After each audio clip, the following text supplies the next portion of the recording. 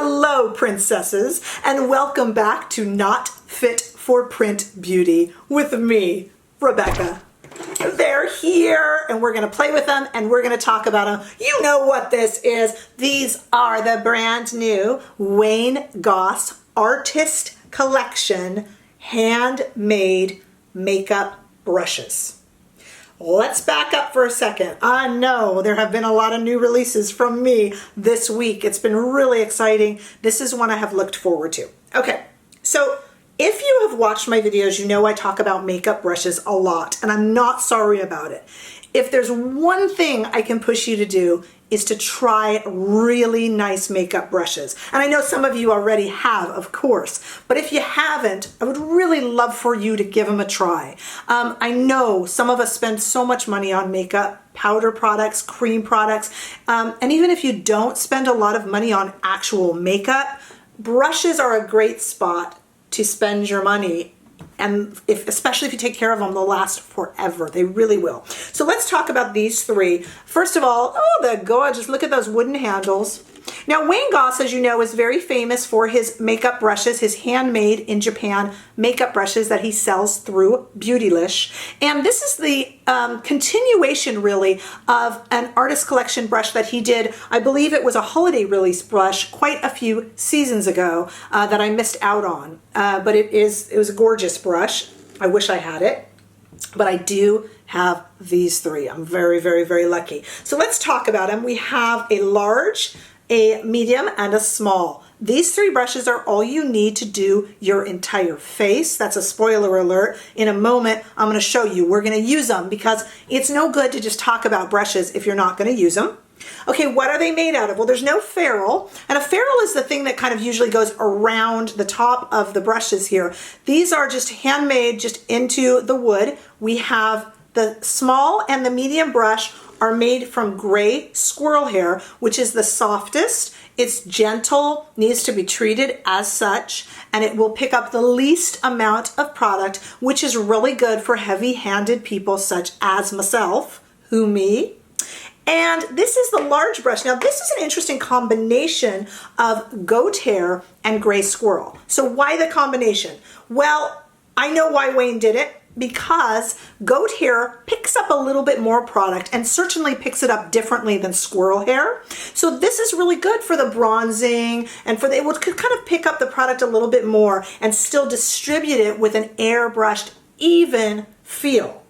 So what we're going to do is I'm going to come back with no makeup on, maybe just foundation, and every single thing that I would use powder for, I'm going to show you with these brushes, and it will be my first time using them, so we'll see what I think when I join you back in just a split second here. You know, I feel like there's no point talking to you about beautiful brushes, telling you how much you need these beautiful brushes and then not using them.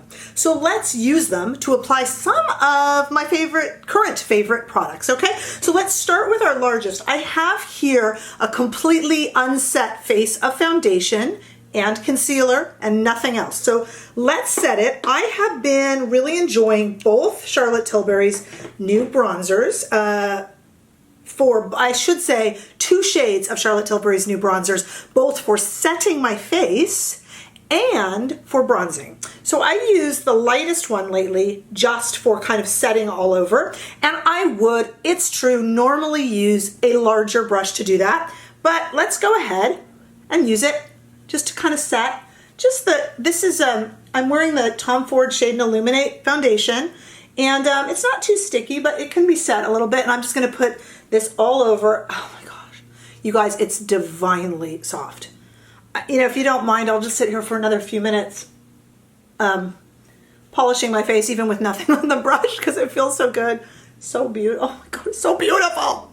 Okay, now let's use the same brush. Yay, I get to use the same brush because I don't really want to put it down. Into the tan, and I'm just going to bronze a little if you don't mind. And you know, it's great because this picks up just enough product. Let me actually show you.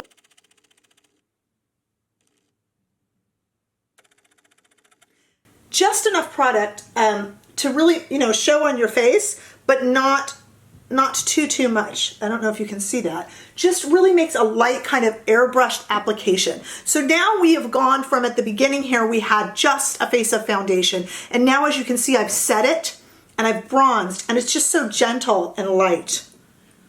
Okay, so now I want to do a little bit of blush.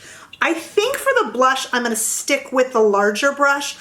It is kind of a small, large brush, but I found it really nice for the bronzing and for setting. So I've got here She's Sincere Patrick Ta's blush. As I've told you in some of my other videos, this is one of my favorites because I can go to town with it.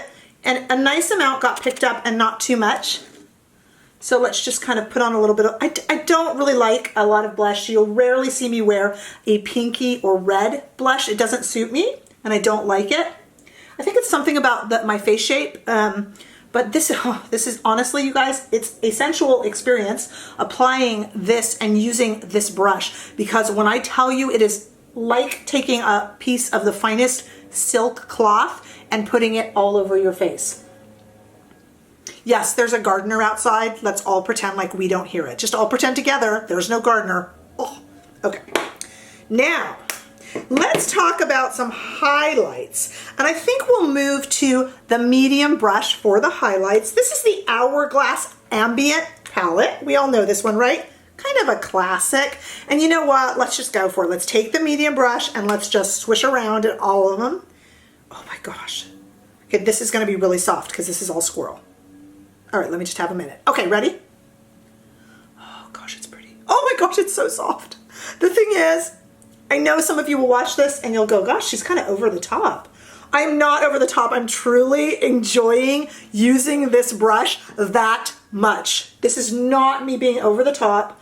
I'm a makeup lover, and you know I'm obsessed with good brushes. So this is just so nice. And you know, I gotta tell you, I could have used this for blush.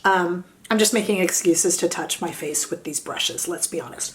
I could have used this for blush. I could have also set under the eyes with this. I shouldn't be doing this because it probably has some highlighter on it still, but I mean, look, it goes right under the eyes. It's actually a really good size. And you know, I found the largest brush kind of small, but it's not too bad. I mean, look, I could also highlight with that. They're really, I mean, you know, he knows what he's doing. These are really kind of multi-purpose brushes. Now, for this brush, I brought out an oldie but a goodie. We all remember her. Welcome back, Natasha Denona's Biba palette. So I just thought it'd be kind of fun to just go in here because I would use a multitude of brushes, and let's use this, but then let me tell you what I would probably use it for on a daily basis. But for now, let's just kind of go into Tusk. Ooh, picked up a nice amount of product. Let's get some of that off. Now I'm using the point, interestingly enough, and I'm using it also on its side.